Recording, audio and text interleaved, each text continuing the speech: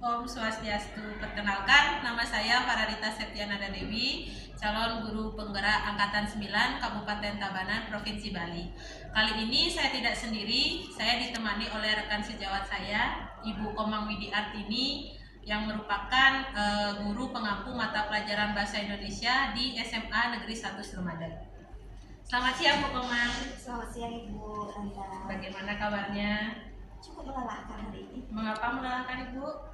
Karena kebetulan jam mengajar yang lumayan padat, jadi harus pintar-pintar mengajar. Iya. Jadi puji syukur ya Bu, pada siang ini kita bisa bertemu. Jadi Bu, kegiatan kita kali ini adalah kegiatan yang bernama percakapan praobservasi, yaitu sebagai kegiatan awal sebelum saya melakukan observasi nantinya ke kelas Ibu, dan saya akan melihat proses pembelajaran yang akan Ibu Komang Widi lakukan. Baik Ibu, kita langsung saja. Tujuan percakapan praobservasi kali ini adalah tentunya agar Ibu nanti lebih siap dan dalam mempersiapkan yang terbaik nanti di kelas. Jadi ada beberapa pertanyaan yang ingin saya ajukan. Jadi yang pertama Ibu, dalam proses pembelajaran nanti seperti apa tujuan pembelajarannya Bu? Jadi untuk awal semester ini di kelas 10 mereka memulai dengan teks negosiasi. Jadi tujuan pembelajaran yang pertama itu adalah siswa bisa belajar untuk menyampaikan pendapat lewat bernegosiasi secara langsung. Itu dia untuk tujuan pembelajaran. Jadi diharapkan nanti lewat teks negosiasi ini siswa lebih berani untuk belajar mengungkapkan pendapat, memberi pendapat, dan juga mempertahankan argumennya. Oke, baik. Jadi yang saya tangkap itu tujuan pembelajarannya kurang lebihnya nanti siswa diharapkan mampu menyampaikan pendapat terkait dengan negosiasi ya Bu ya. Kemudian apa area pengembangan yang ingin Ibu hendak capai nantinya? Kalau untuk area pengembangan tentu saja seperti pada umumnya area pengembangan itu ada dua. Untuk di pengetahuannya sendiri yang pertama itu adalah diharapkan nanti siswa bisa mengubah nih. Jadi dari teks non fiksi itu ada banyak, ada cerpen, ada teks diskusi dan lain sebagainya. Nanti diubah dia menjadi naratif. Yang dimaksud dengan naratif itu artinya teks itu bisa didialogkan. Jadi mereka seperti bermain peran. Jadi bisa menguraikan apa yang mereka ingin sampaikan, pendapat apa, atau dalam segi tawar menawar. Lalu kemudian kalau untuk dari segi keterampilannya yang ingin pengembangan yang ingin dicapai itu yang pertama pasti di bagian menulis karena ini berhubungan dengan teks. Jadi menulis. Lalu yang kedua itu adalah area tambahannya itu adalah mereka bisa bermain peran. Karena untuk anak-anak selain diminta menulis pasti membosankan. Jadi saya tambahkan area pengembangan lain lewat bermain peran. Lalu yang pastinya terakhir itu adalah bisa menyampaikan, jadi lebih bagus di bidang penyampaian atau speakingnya, berbicara. Baik Ibu, jadi area pengembangannya nanti kurang lebihnya itu yang ingin Ibu capai itu adalah bagian pengetahuan dan keterampilan Ibu. Mudah-mudahan nanti bisa dicapai ya. Kemudian seperti apa rencana pembelajarannya? Mungkin dari strategi pembelajarannya, metode atau model pembelajaran seperti apa yang akan Ibu rencanakan? Kalau untuk strategi pembelajaran yang saya siapkan ini berhubungan dengan keterampilan yang nanti dikembangkan. Jadi saya tidak akan banyak berhubungan dengan penyampaian ceramah seperti tidak, tapi mereka nanti akan langsung bermain peran. Jadi mereka nanti akan dapat teks, mereka ubah menjadi naratif, lalu kemudian mereka akan bermain peran. Bermain perannya boleh mereka menjadi berperan sebagai pedagang atau berperan di dalam keluarga, itu bebas saja, mereka akan cepat sendiri. Baik Ibu, jadi Ibu di sini menekankan pada nanti keterampilan berkomunikasinya ya. Strategi pembelajarannya mungkin bisa saya tangkap itu bermain peran atau role play ya Bu ya. Kemudian apakah Ibu nanti menggunakan media pembelajaran tertentu? Kalau media pembelajaran sebenarnya karena ini sudah masuk di akhir-akhir bab 1 sebenarnya sudah tidak menggunakan lagi. Jadi nanti propertinya adalah mereka bawa sendiri langsung. Seperti contohnya kalau mereka mau bermain peran sebagai pedagang pasar, nanti mereka akan bawa sendiri sayur atau lain sebagainya. Itu properti sudah mereka ada langsung seperti itu. Seperti atau media pembelajaran nanti siswa sendiri yang menyiapkan ya. Siswa sendiri yang menyiapkan. Baik Ibu, informasi lengkap sudah saya peroleh dari percakapan praobservasi ini. Kemudian rencananya kapan pembelajaran ini akan dilaksanakan? Kalau pembelajaran seminggu itu 2 kali, dimulai dari besok. Besok mereka ada di jam terakhir di jam 7 malam. Baik Ibu. Terima kasih Bu Komang Widi atas waktunya. Sampai jumpa nanti di percakapan pasca observasi ya Bu. Oke, sama-sama. Terima kasih Bu Nanda. Alhamdulillah. Sudah ya. Ya. Jadi kalau minggu kemarin kita sudah belajar tentang teks negosiasi secara umum. Hari ini kita akan belajar itu ada dua. Kenapa ketawa? Santai Mbak. Oh, pakai uang betulan ya, tapi nanti disimpan ya. Jadi Ya. minggu lalu kita sudah belajar teks negosiasi secara umum. Minggu lalu kita belajar apa saja? Kita ingat kembali teks negosiasi. Negosiasi itu apa? Satu orang katakan tolong. Negosiasi, negosiasi. Negosiasi satu orang tolong. Ya. Negosiasi adalah tes dan kondisi proses interaksi sosial untuk mencapai kesepakatan. Oke, negosiasi itu teks yang digunakan untuk mencapai kesepakatan. Jadi ada interaksi sosial. Jadi kalau kita berbicara tentang kesepakatan, berarti pelakunya ada berapa? Ada berapa pelaku di dalamnya? Ya, minimal 2 orang. Ya, 2 orang. Kalau pokoknya kita mau bikin pokoknya kayak pasar besar itu boleh tidak? Boleh. Boleh. Jadi dalam teks negosiasi itu minimal pelakunya itu adalah 2 orang karena ini percakapan interaksi sosial. Kemarin kita sudah belajar itu secara umum. Sekarang kita akan belajar tentang menyusun teks negosiasi menjadi naratif. Naratif itu artinya ya cerita. Jadi bisa diceritakan. Jadi sekarang kita akan bermain peran ya. Bermain peran. Jadi materi kita hari ini kita akan belajar yang pertama kalian belajar menulis, lalu yang kedua adalah belajar menyampaikan pendapat Anda. Kemarin saya sudah minta kalian bawa peralatan sudah? Dimulai dari kelompok yang paling pojok, boleh sebutkan peralatannya apa saja? Peralatan.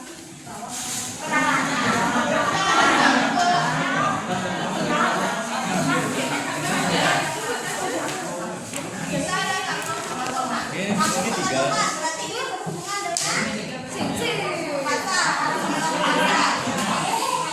Lalu dari pasar berarti teksnya boleh saya lihat.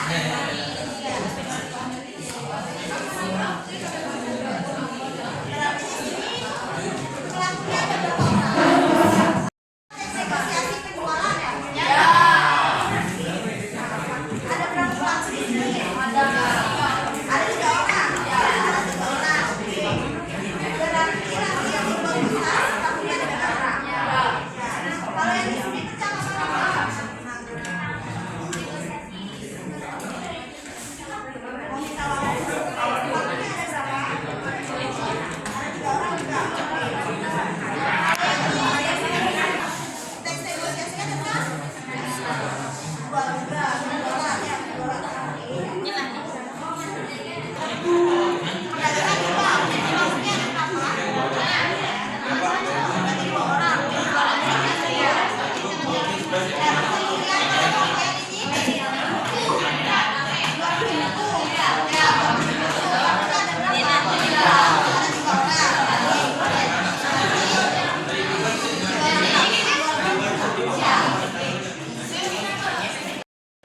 Sudah semua membawa peralatan? Sekarang kita sepakati dulu. Kalian maunya proses kalian praktek itu apakah dengan kelompok kalian masing-masing atau kita bikin seolah-olah pasar besar? Seolah-olah pasar besar ya. Berarti kalau seolah-olah pasar besar berarti nanti pedagangnya bukan cuma teman kalian ini. Ya. Jadi kalian bebas nanti keliling ke toko manapun yang kalian mau, kalian belajar, kalian bikin satu kesepakatan. Ya. Nanti sistemnya biar kalian nggak berada dulu mawar, ya. Jadi sistemnya kan baik-baik semua orang. Jadi nanti setiap kelompok yang memang sudah punya petugas sebagai pedagangnya, silakan diam di masing-masing kios kalian. Silakan diam di masing-masing kios kalian. Tentukan harganya berapa di masing-masing kios. Kalau memang yang dijual buku, tentukan bukunya berapa. Yang jual tas harganya berapa. Atau yang cuma sekedar jadi pembeli juga tentukan harga berapa. Jadi nanti setiap kelompok membuat laporan. Ya, membuat laporan. Umpamanya kelompok 1 ini kelompok 1. Laporannya dalam bentuk apa? Dalam bentuk dituliskan, Bu, saya sudah melakukan 3 negosiasi dengan kelompok 2 dan kelompok 5. Bagaimana hasil negosiasinya? Dituliskan, Bu, saya bisa nawar kangkung dari yang seikat 5.000 bisa jadi 1.000. Itu dia hasil negosiasi. Jadi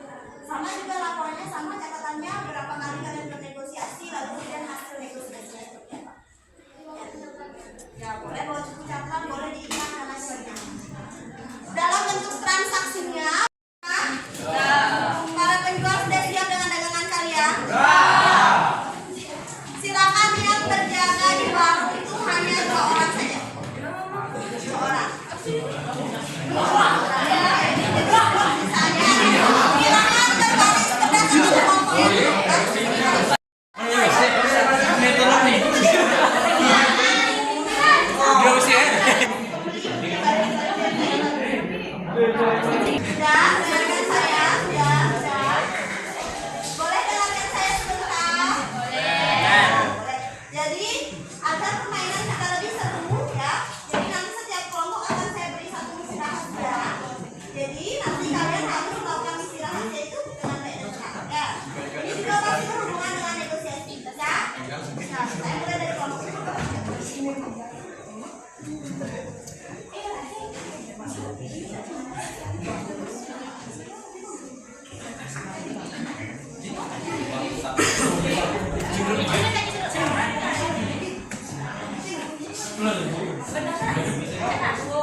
Kelompok kedua.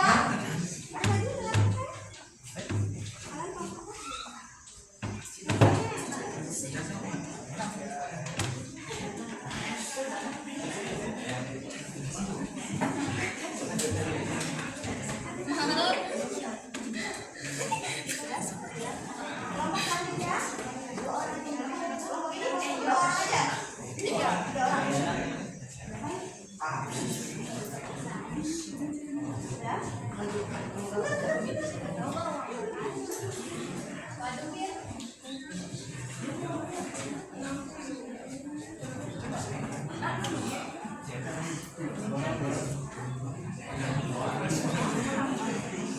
Kelompok selanjutnya.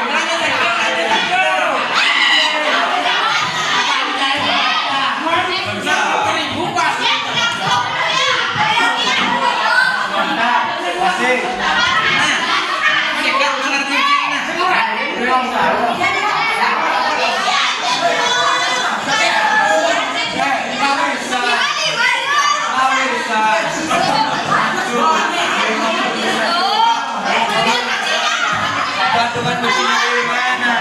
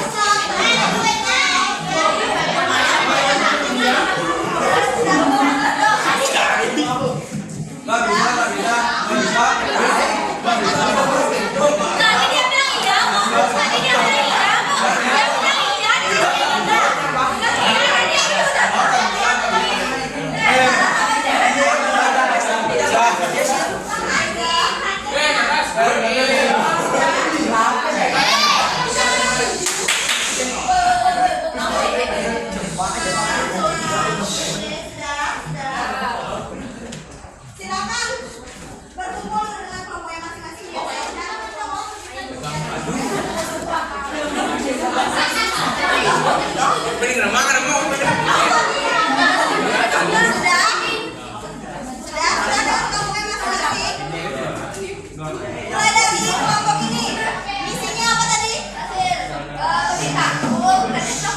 Beli kamu gratis tomat. Oke, berhasil. Dua lagi. Oke. Nanti kelompok satu sudah berhasil.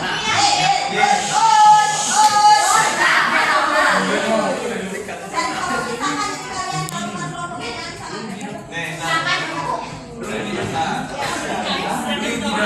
kelompok yang kedua, misi kalian apa? Berarti satu, terlaksana.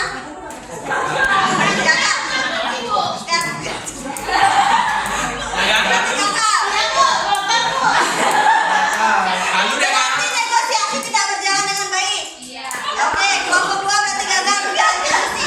Kelompok tiga misi kalian apa? Pergi makan kelompok dua. Dengan harga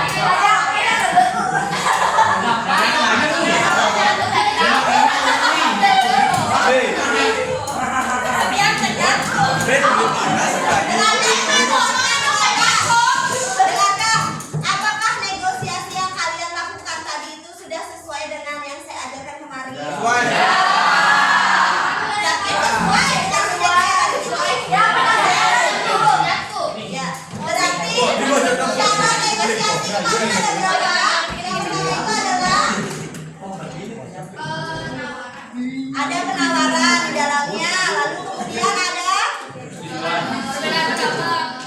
ya perbedaan pendapat, ada konflik ya, banyak konflik tadi ada.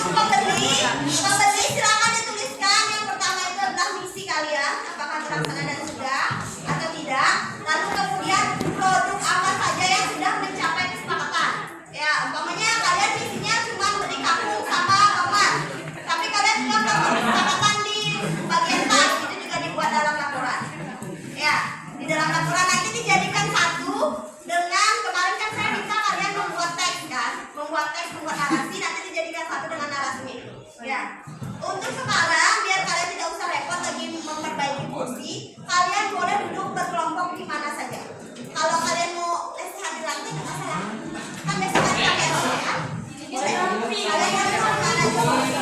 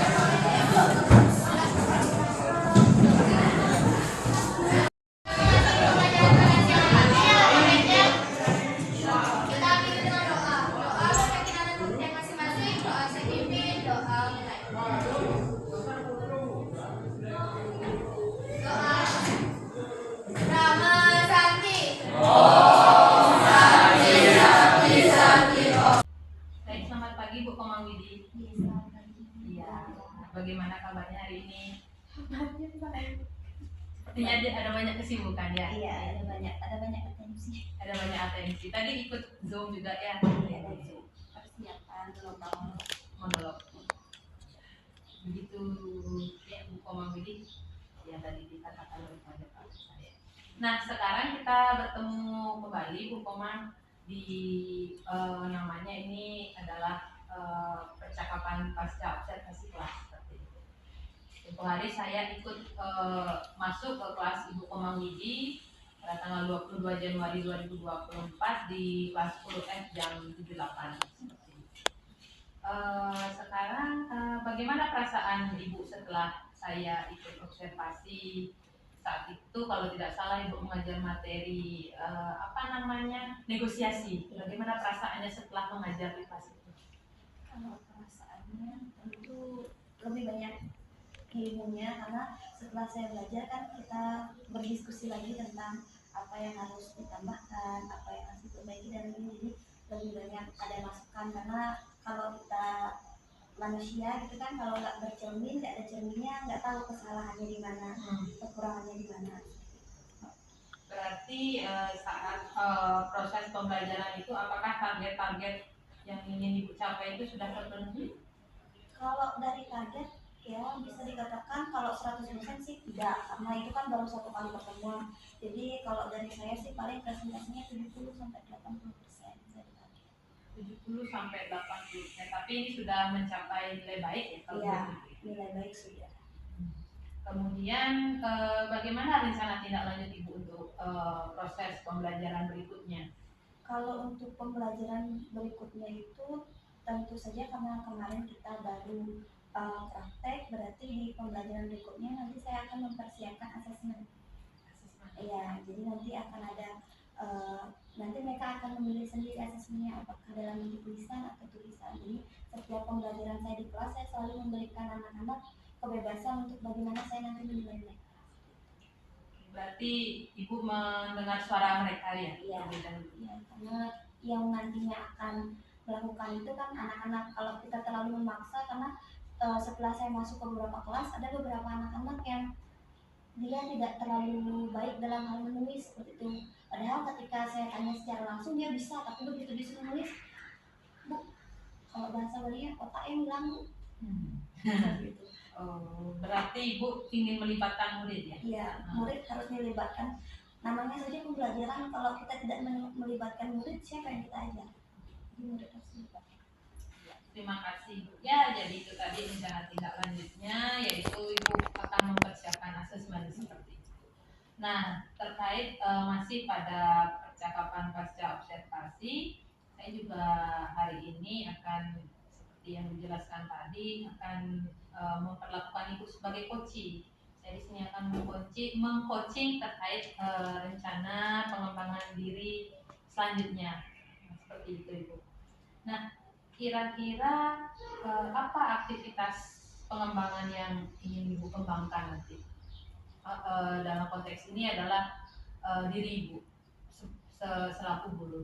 Kalau saya selaku guru, karena sekarang kita zamannya mulai canggih, mulai banyak hal-hal baru yang harus dipelajari, tidak menutup kemungkinan bahwa hal yang harus dipelajari dari saya adalah lebih banyak merambah pada bidang teknologi. Bidang teknologi. Ya, karena anak-anak semakin canggih, kalau kita nggak canggih, istilahnya kita tidak akan didengar, setidaknya sebagai teman dulu. Jadi untuk bisa sama dengan anak-anak, saya harus berada di bidang yang sama, meskipun dalam bentuk pembelajaran bahasa Indonesia seperti itu. Karena kan sekarang sudah banyak pembelajaran bahasa Indonesia yang lebih inovatif dan lain sebagainya. Jadi saya juga ingin menjadi guru yang lebih inovatif. Jadi ada banyak beberapa webinar yang saya ikuti. Kemudian ada beberapa teman yang saya tanya untuk masalah pembuatan materi dalam bentuk Canva, modul, dan lain sebagainya. Berarti aktivitas pengembangannya ini kalau saya tangkap tadi cukup luar biasa ya. Ibu ingin mengembangkan diri Ibu di bidang IT ya. Iya. Terutama kita sekarang jadi guru harus masuk ke dalam dunia itu. Secara spesifik dari bidang IT itu apa tujuan yang ingin Anda capai? Tujuannya Secara spesifik. Tapi kalau saya bilang ini adalah tujuan saya yang paling sederhana. Tujuan yang paling sederhana dari apa yang saya inginkan tadi itu adalah agar anak-anak belajar dengan menyenangkan. Itu tujuan akhirnya itu adalah anak-anak belajar dengan menyenangkan kalau menurut saya. Jadi meskipun nantinya saya jago sekali gitu IT sampai bisa bikin rumus dan lain sebagainya, itu kan nggak mungkin gitu ya. Tapi saya mau hasil akhirnya anak-anak bisa belajar dengan menyenangkan. Karena seperti yang Ibu Nanda tahu, pelajaran bahasa Indonesia itu dianggap pembelajaran membosankan dan bukan pilihan utama untuk anak-anak. Jadi tujuan akhirnya ya saya mau anak-anak belajar dengan menyenangkan. Baik, jadi aktivitas pengembangannya itu tadi Ibu di bidang teknologi, kemudian tujuan yang ingin hendak dicapai itu anak-anak belajar dulu dengan menyenangkan seperti itu. Ada lagi tujuan yang ingin hendak dicapai kalau misalnya ranah pengembangan Ibu itu di bidang teknologi dan IT, ada nggak lagi tujuan yang lain? Tujuan yang lain tentunya adalah penggarapan modul. Modul ya. Modul kalau selama ini kan ya kita jujur saja, kalau modul selama ini yang saya dapat itu kan tinggal tanya ke teman, habis itu tinggal perbaiki, ATM, amati, tiru, modifikasi seperti itu kan. Tapi diharapkan nanti setelah saya melakukan pengembangan diri yang lebih bagus, nanti saya bisa mengembangkan modul saya sendiri yang lebih inovatif, yang lebih, ya tetap saja sih tujuan akhirnya itu agar anak-anak bisa belajar dengan menyenangkan. Berarti muaranya lagi ke murid Iya, ya. kembali ke murid muara. Tadi juga Ibu sempat menyinggung tentang untuk rencana tindak lanjut saat proses pembelajaran yang saya amati itu katanya ada asesmen. Bagaimana jika kita kaitkan dengan bidang teknologi? Apakah itu akan Ibu jadikan sebagai tujuan atau bagaimana? Iya, bisa itu juga sebagai tujuan karena dari tahun kemarin saya sudah mulai mengganti asesmen yang manual dalam bentuk kertas menulis itu dengan aplikasi yang namanya Lumi. Oh, Lumi. Ya, saya pakai Lumi. Jadi kemarin setelah ikut beberapa webinar, saya menemukan bahwa ternyata Lumi bisa digunakan untuk melakukan asesmen sederhana. Jadi anak-anak seperti bermain game menyenangkan, ya kembali lagi muaranya anak-anak menyenangkan mengerjakan itu seperti itu. Baik, Ibu. Jadi memang muaranya lagi anak-anak yang menyenangkan ya. Nah, seperti itu. Lalu apa namanya? Adakah nanti kira-kira hambatan atau gangguan yang akan Ibu temukan nanti di dalam mencapai tujuan yang tidak dicapai? Tentu saja kalau kita bicara hambatan paling utama adalah diri kita sendiri. Iya. Ya, kadang-kadang malas dan lain sebagainya. Lalu hambatan selanjutnya itu adalah karena tugas kita tidak hanya mengembangkan diri, tapi juga mengajar anak-anak, kemudian memberikan nilai, lalu kemudian lagi rapat dan sebagainya. Tentu hambatan selanjutnya itu adalah membagi waktunya agar maksimal dalam mengembangkan diri. Lalu hambatan yang terakhir pasti ya berhubungan dengan teknologi, apalagi kita di daerah yang ya bisa dikatakan bukan daerah besar seperti itu. Jadi ya kadang-kadang internet atau wifi-nya gangguan dan sebagainya, itu kan juga menghambat sih. Hambatan teknisnya Bu, apalagi sekarang cuaca. Ya, cuaca sedang mengamuk. Jadi boleh saya tangkap tadi kalau tidak salah hambatannya itu datang dari diri sendiri, kemudian ada manajemen waktu ya, di tengah tugas kita yang menumpuk-numpuk. Lalu bagaimana solusi dalam mengatasi hambatan itu? Kalau dari saya sendiri karena sudah mengalami hambatan itu berkali-kali, jadi saya sekarang mulai mengerjakannya itu sedikit demi sedikit. Ya, jadi saya tidak menargetkan hal besar, tapi mulai dari target yang kecil-kecil. Seumpamanya dalam sebulan setidaknya saya mengikuti 1 webinar ini, lalu kemudian saya membuat materi menarik atau modul menarik itu setidaknya seminggu tuh bikin setengahnya dulu dan lain sebagainya. Itu diperhatikan selain karena untuk mulai mengatasi kemalasan, itu juga mengantisipasi gangguan dari teknis dan manajemen waktu. Jadi kalau umpamanya pada saat saya mengerjakan itu tiba-tiba ada rapat, bisa ditaruh dulu lalu kemudian dilanjutkan. Baik Ibu, saya banyak belajar dari Ibu ya. Jadi dikerjakan sedikit demi sedikit. Kemudian itu tadi kita sudah pada aktivitas pengembangan, ada tujuan yang ini sudah dicapai. Lalu apa ukuran keberhasilannya itu? Apakah anak-anak yang menyenangkan itu saja ukuran keberhasilannya? Kalau untuk ukuran keberhasilan, saya rasa yang paling utama yang akan saya pakai ukuran adalah diri saya sendiri. Ya, jadi karena ini kan pengembangan diri. Kalau saya pakai ukuran orang lain kan berarti saya tidak berkembang.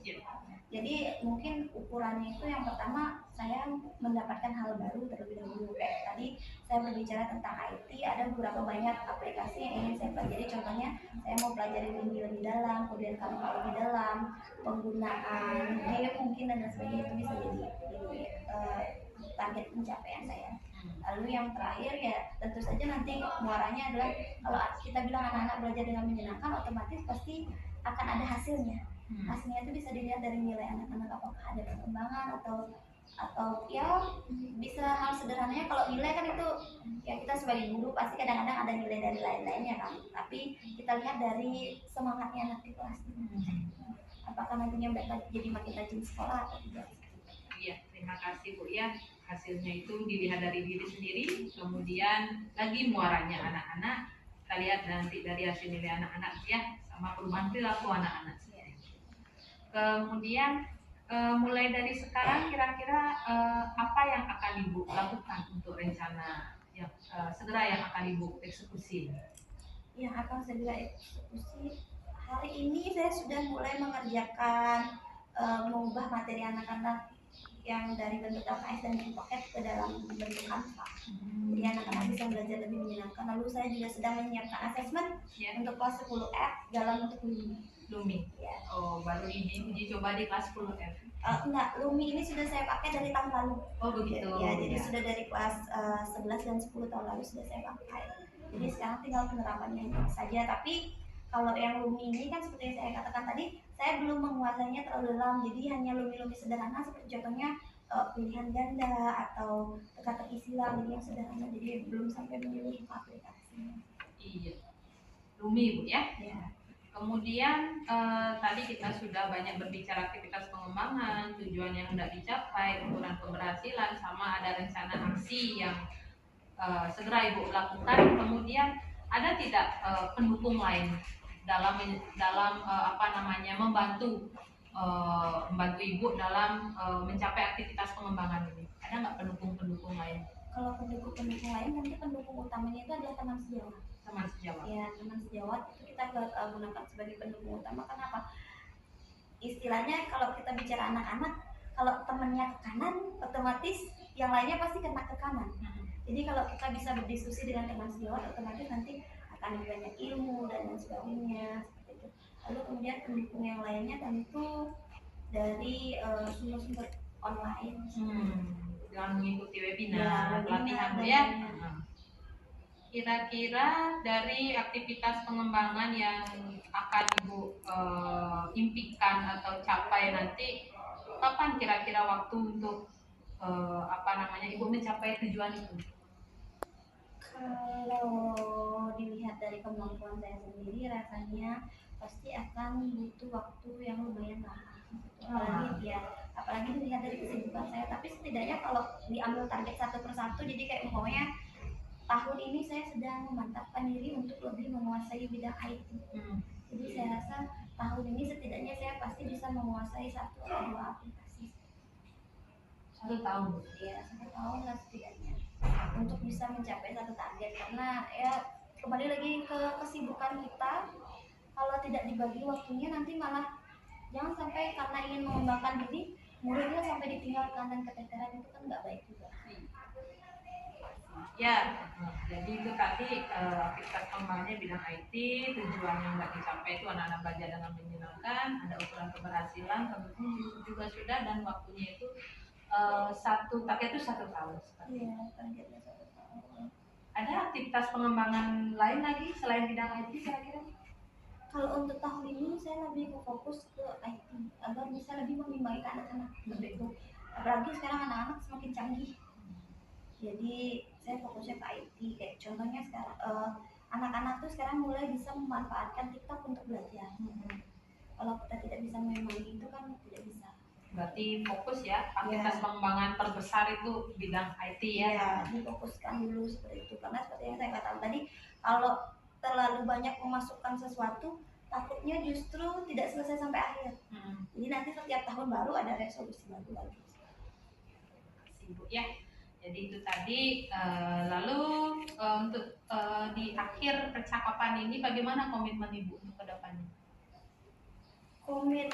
Komitmennya sih diharapkan ya untuk tetap